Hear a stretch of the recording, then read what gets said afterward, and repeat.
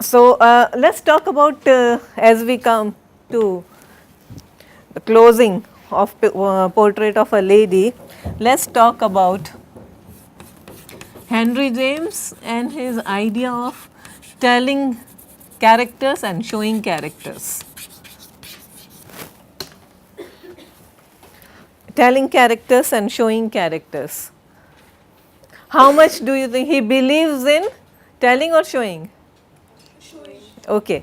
So, how now this is what we were talking about at the beginning of our class or lectures on Henry James. Now, how far do you think is this relevant to Portrait of a Lady? If you think that he is showing you, then how far does he succeed? Any response there? Why do you think that he subscribes to the theory of showing character? This is something very important. This is, I think, the key to very intellectual and cerebral kind of a writer like Henry James, or a run of the mill writer. Okay, maybe not run of the mill, but also those who are not so intellectually driven. Okay, so there is that this is something that that proves like the touchstone. Writers like Henry James, they believe in showing characters. Okay. Now, how far do you think does he succeed in his attempts here?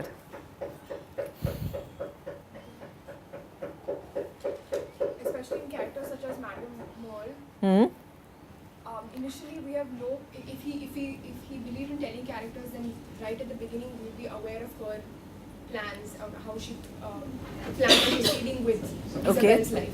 Okay. But it's only towards the end that we fully realize, whether it's Osmond's character or Madame Moll's character's intentions. All right, good.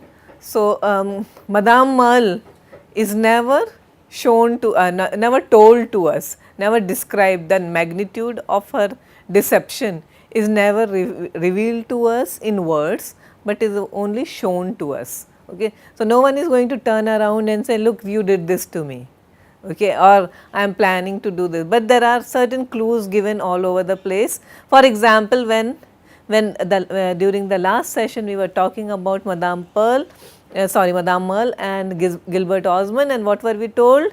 That the conversation appeared as if it has been a play, a rehearsal. A rehearsal has already been done, and here they were just enacting it, enacting a performance for the benefit of Isabel Archer. Okay. So, that is like showing character. These two characters are extremely deceptive, manipulative, but he is not going to say all this in words. Okay. He is just going to describe you the situation to you, and you have to draw your own inferences. Gilbert Osmond and his house. Now, when we were first taken to this house, we were told that this house had deep walls, high walls, dark alleys, it was not very well lit. And later on we are told this house had eyelids, right, and it turned its face away, it was not very communicative. This house did not communicate well. So, again we are now, is it a telling way or showing way? Showing way. He tells you a lot of things, but he is not telling you anything about Gilbert Osmond through the metaphor of the house, okay, through this architectural imagery. He tells you something about Gilbert Osmond. So, again he shows you, he is not describing the character of, you remember David Copperfield, and there is a character called Uriah Heep. He is a master manipulator, and there is a gesture motif which he does all the time. He rubs his long thin hands, remember? Okay, so whenever he is up to something, he starts rubbing. Yeah, Ashwin does that. What were those telling characters? So, Uriah Heep said this so and so thing when he takes over the property of aunt David Copperfield's aunt. Okay, he is the manager, and then we realize that he has taken the complete control over her property. and then he always says something, rubbing his long thin hands, and then he plans to marry Agnes Wickfield, who is a childhood friend of David Copperfield, and then when he announces that, again he is and he always says there is a one standard line dialogue, again a motif. What is that? He rubs his long thin hands all the time, fingers all the time, but there is something else that he keeps on saying about himself, refers to himself. I am an humble man. I am an humble man. He is hardly humble, but this is the way a hypocrite would behave, and that's Charles Dickens' way of telling you about all. Yeah, so about this character. So very beautifully done. Okay. Charles Dickens happens to be one of the greatest storytellers, whereas what is Henry James? Greatest of storytellers or painter of characters. Okay, so therefore, yeah, so a person who is interested in driving a story, a plot, he will use these kinds of motives, the way David Copperfield, Charles Dickens does in David Copperfield. A person who is more interested in depicting characters in very poetic way, okay, not in a prosaic way. He will tell you something, he will show you characters. I mean, you read a writer like, who is the author of The Devil Wears Prada? No idea?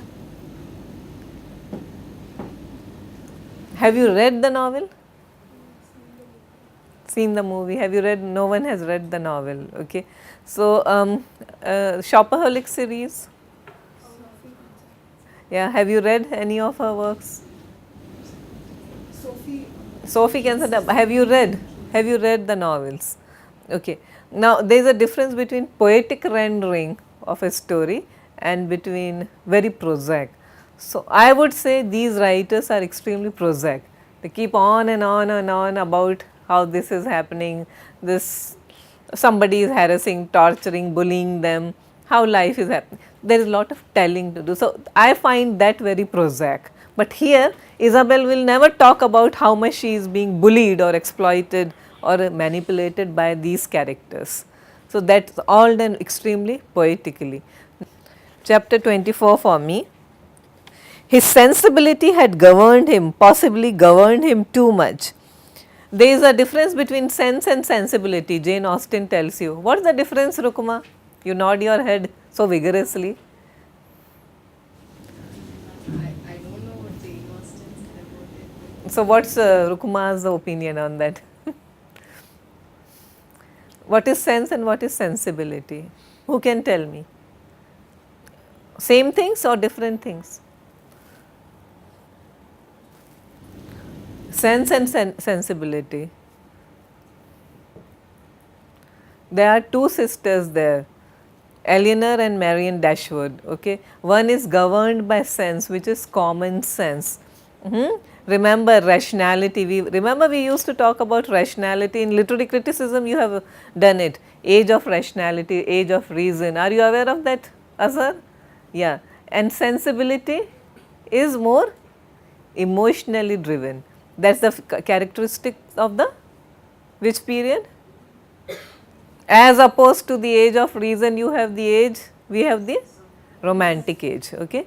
So, sensibility, so sense is common sense, sensibility is feelings. Okay. So, one sister is, there is too much of sense in her, and one sister is completely governed by the romantic imagination.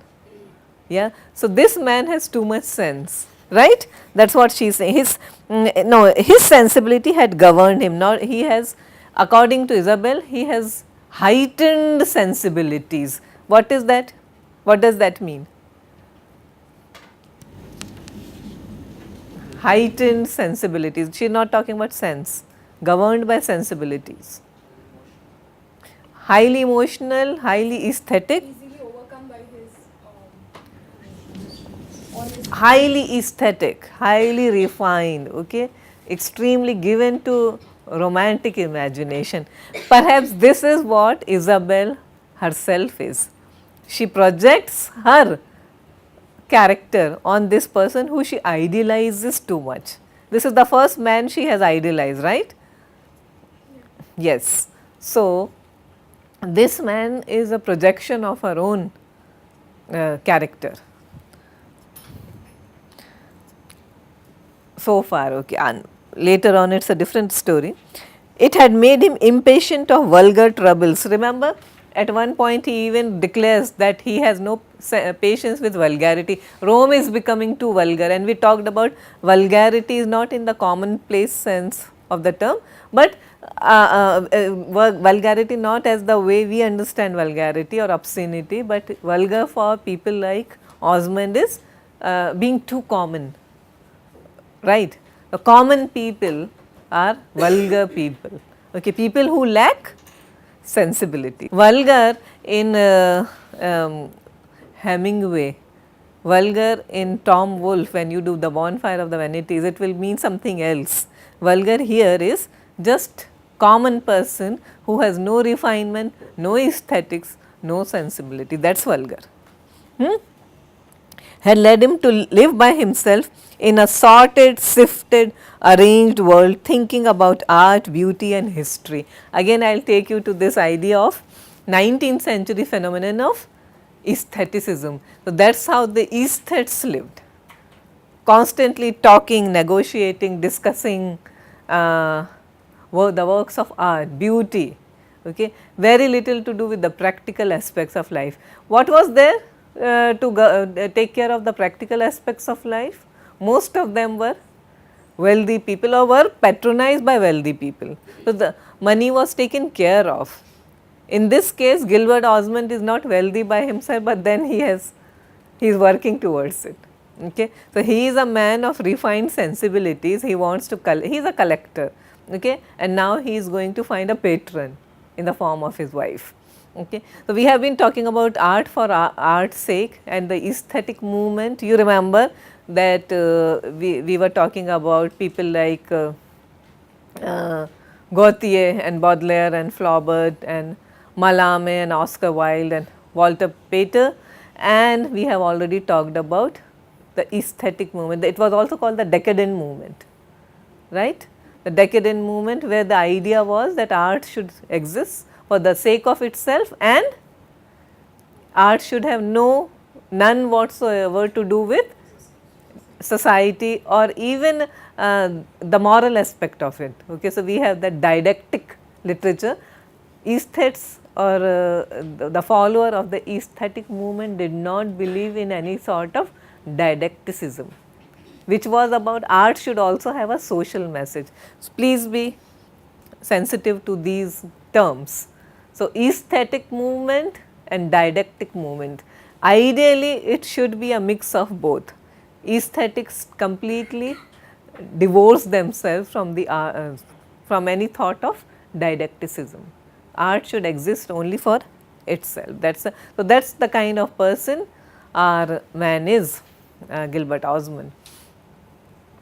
Okay. So, we have been talking about art for art's sake, and then I take you to chapter 28 for me, page 310 for me.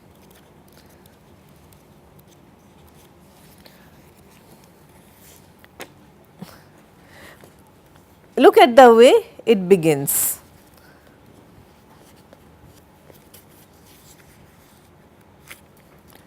Chapter 28.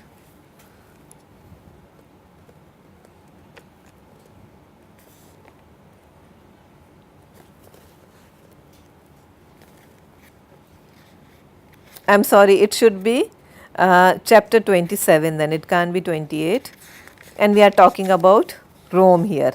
So, chapter 27, opening lines. I may not attempt to report in its fullness our young woman's response to the deep appeal of Rome, to analyze her feelings as she trod the pavement of the Forum, or to number her pulsations as she crossed the threshold of St. Peter's. It is enough to say that her impression was such as might have been expected of a person of her freshness and her eagerness. She had always been fond of history, and here was history in the stones of the street and the atoms of the sunshine. She had an imagination that kindled at the mention of great deeds, and wherever she turned, some great deed had been acted. These things strongly moved her, but moved her all inwardly. It seemed to her companions that she talked less than usual, and Ralph Touchett, when he appeared to be looking listlessly or awkwardly over her head, was really dropping on her an intensity of observation. By her own measure, she was very happy. She would even have been willing to take these hours for the happiest she was ever to know. And Rome does this to her, the happiest feeling. Now, what sort of person does she come across as?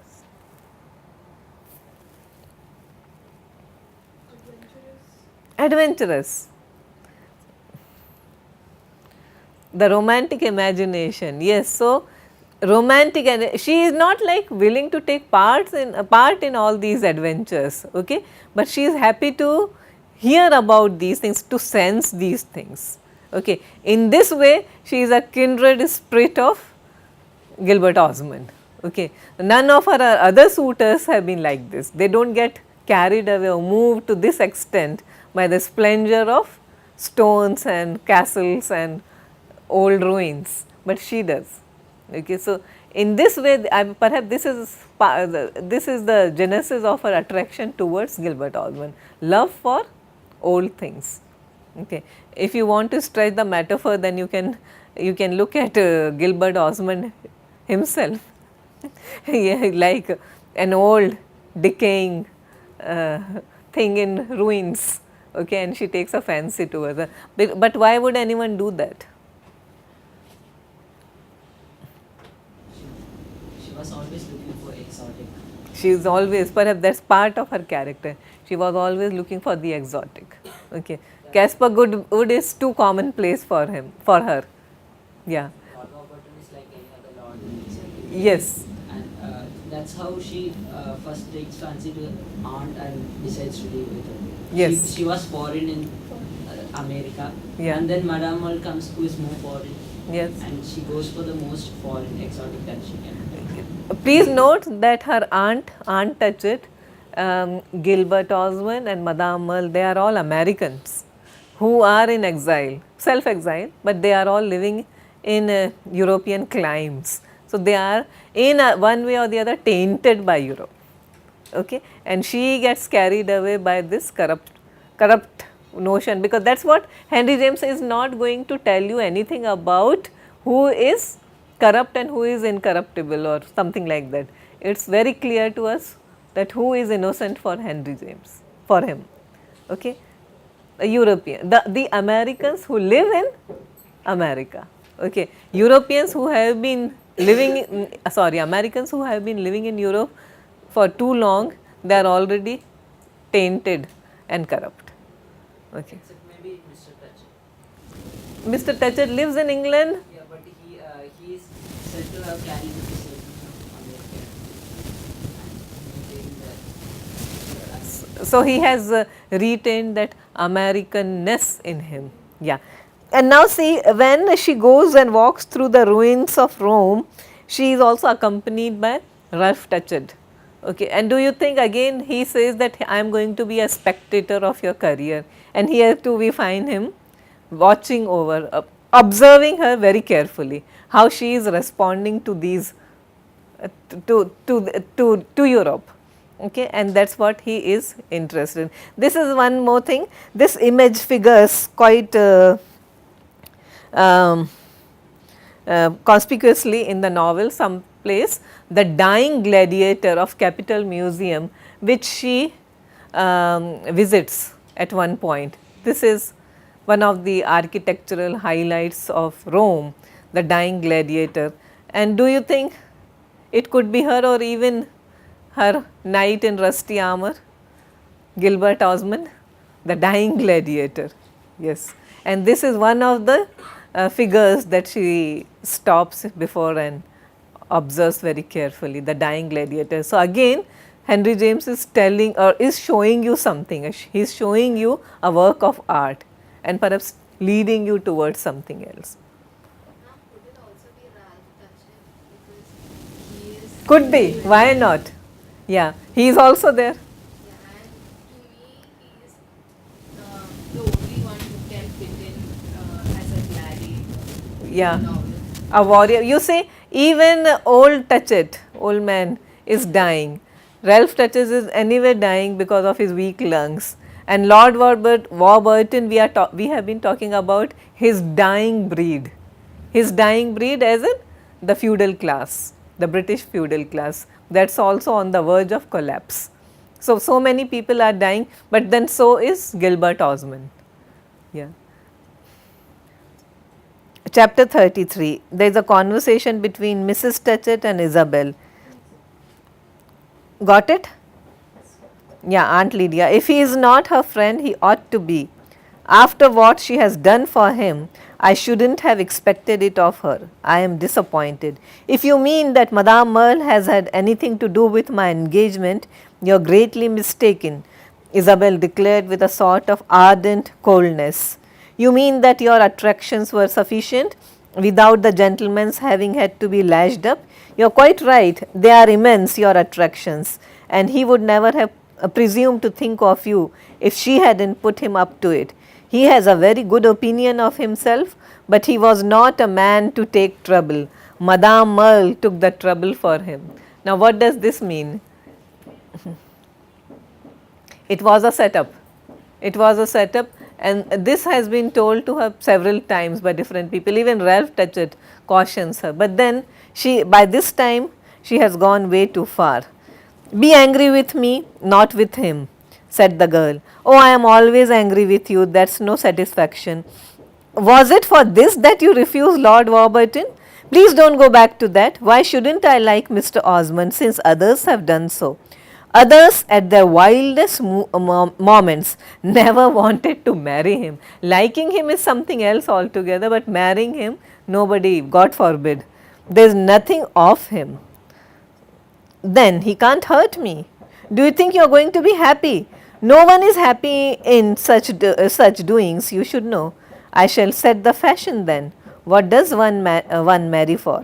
What you will marry for, heaven only knows. People usually marry as they go into partnership to set up a house, but in your partnership you will bring everything. Is it that Mr. Osmond isn't rich?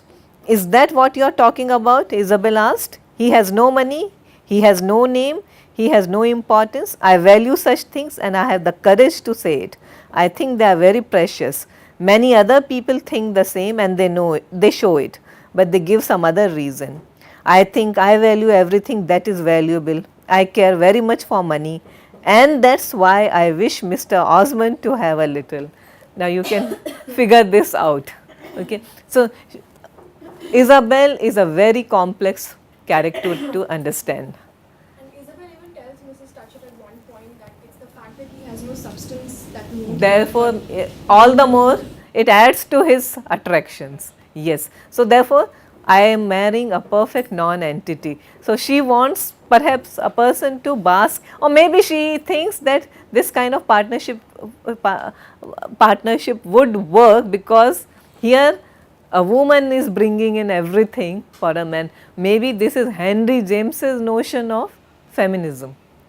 Okay, early feminism. Okay, see, Henry James used to give these things a lot of thought. He has written a great book called The Bostonians, which is all about the rise of feminism in America, okay, and what he thinks of it. So perhaps these things were already being discussed in society at that, you know, equal status for men and women. So if women get into a marriage just for the sake of security and money, why can't a man do that as well? That's her way. So perhaps that's Henry James's feminist take, but then does it work in our society that way?